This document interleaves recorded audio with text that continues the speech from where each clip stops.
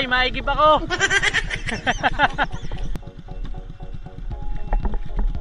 Yan ang service ah.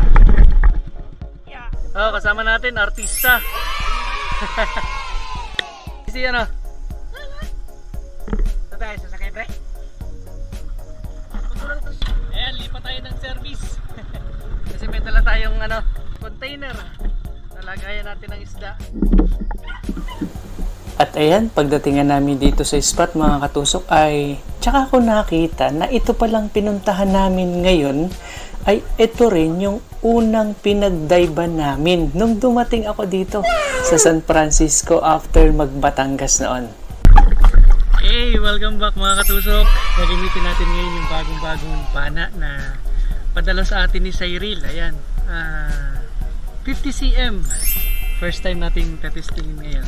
Pagkatapos nag-improve na tayo mula sa ating planggana, ngayon ay tayo ay naka-container na. Okay, dive safe sa atin. Nandito tayo syempre sa San Francisco, Quezon. Tara, dive na tayo. At dahil nga napakalabo mga katusok, ay naghanap kami ng lugar na malinaw pero napakaliit lang nitong batuhan na ito. And grabe, napakalaki nung putete na nakita natin. Napakasarap daw yan dun sa mga marunong magluto. Pero dahil hindi tayo marunong magluto at maglinis niyan, hanggang tingin-tingin na lang. Eto na lang, pang-ulam. Tusok kang manipis ka. Hindi yan kalakihan, pero sapat na yan na pang-ulam. Kaysa naman sa wala, eto pang-ulam din. Masyadong mailap kaya hindi na inabutan ng camera. Tinusok na.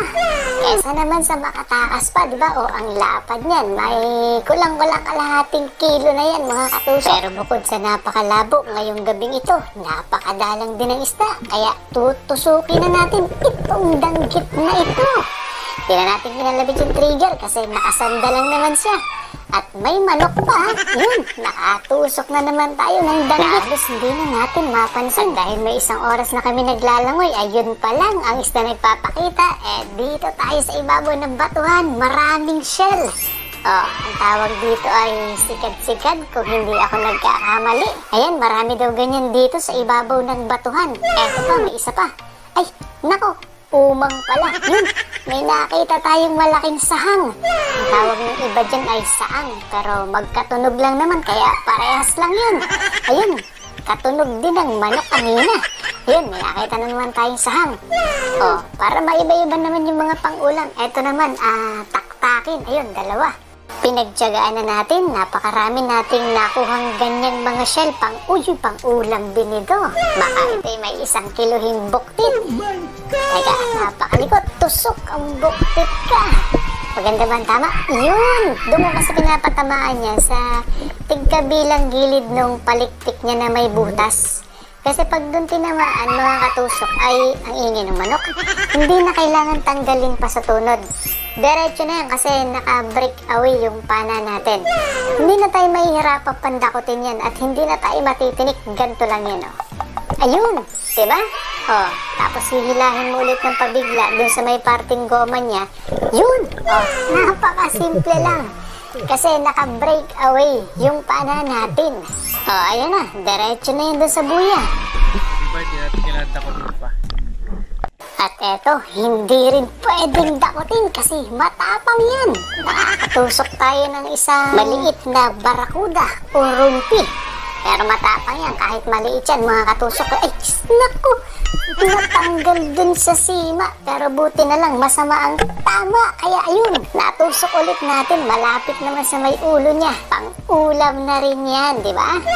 At pagkatapos, may nagpakita pang pang-ulam din na samaral. Pero napakagaling umilag. Grabe naman yun.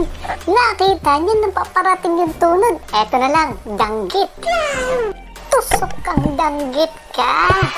Pero yung nakawalang samaral, ayun, nakita natin sa una-unahan. Kaya nag-reload muna tayo. Siyempre, nagpahinga ng konti at nang naka-recover na, binalikan na natin yung samaral.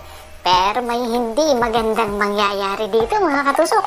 Nang kalabitin ko yung trigger, lumango yung danggit pailalim. Ay, grabe naman danggit yun.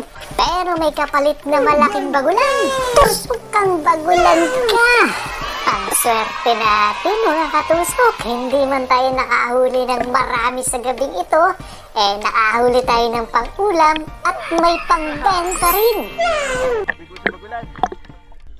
Ayan, umahon na yung mga kasama natin, kaya umahon na rin tayo dahil magtatatlong oras na yung aming pamamana. Eto, yung mga nahuli natin.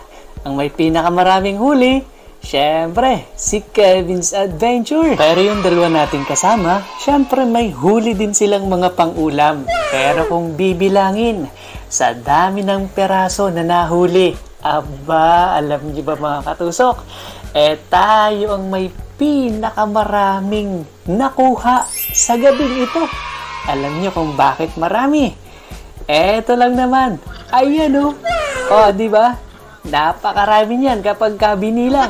Pero napakasarap na pang-ulam niyang mga shell na yan. Napakadalang talaga kasi ng isda mga katusok at napakalabo din. Pinagtiyagaan lang daw ni Kevin's Adventure para makahuli siya ng marami-raming mga pambenta. At bago matapos ang ating video, ay nandito na po ang ating mga shoutout. Shoutout po kay Ma'am Analisa Saclote, Things to Do, Efren Romulo Jr. at kay Dex. At shoutout din kay JR Brothers, Dennis James Villegas, Junior Lin. At shoutout din kina Nestor De La Rosa, Romano Oba, Herbert Beleza, Gospel Psycho. At shoutout din kina Katusok, Heruyuki Kakinuma, Dave, Jesse Punayo, Raisan or Rizan Reporsado, Renato Trevino, Dani Micarandayo, Ekims, Abi EJ Bibara, Walter Wayne Nolasco, Hector Bacolcol, Vilma Istiala, Pitax, Katusok Jade Antaran, Katusok Ray Amordino Perong, at Katusok Ray Fedelino. Shoutout din kina Dawood Fedel Wengski, Agustin Darkwater. At shoutout na rin sa mga manok ng papa ko, Katusok James Michael Oquendo, Donato Lacasa, Ampuan Prelan, Alindaw Deniu, Bud's Adventure, Kuya Paps, It's Me Jel Kabuso. At shoutout din kina Katusok Je Lopez, Quarter Master Alones, Ariel Ducos, Gregorio Michael Obsiana, Karen Mendoza, Eric Jimenez, Ray Dimotor, mga ka-harbs. At eto na po yung lahat ng mga nahuli naming dalawa ni Katusok Kevin's Adventure. Ayan o, ang lalapad ng mga samaral, yung ating bagulan. Uy! Mahigit 1 kilo, 1 kilo at 1/4. Tapos yung ating buktit, ayan, 9.5. Kulang na lang sa 0.5, 1 kilo na rin. Eto, pinakamarami. Oh, di ba? 1.3. Pero pinakamaingay yung manok ni Papa. Eto naman yung pinakamasarap na agahan namin. Luto yan ng asawa ni Kevin's Adventure, si Lovely. Ayan, shoutout sa inyo. Grabe oh. Ay, sarap. Mayroong nakapalaman dun sa loob nung inihaw niya. At noong tayo nagbabiyahe na pabalik ng Marinduque, eto, nakita natin si Q1. Isang solid na followers natin yan. Saka dito sa dalawang magandang dilag. Shoutout po sa inyo. At shoutout po sa lahat ng taga San Francisco. Salamat po sa inyo. Gabi na tayo nakarating ng barko. At nakatawid tayo ng Marinduque madaling araw. Ang kasunod na adventure sa Marinduque na. Thank you for watching mga katusok.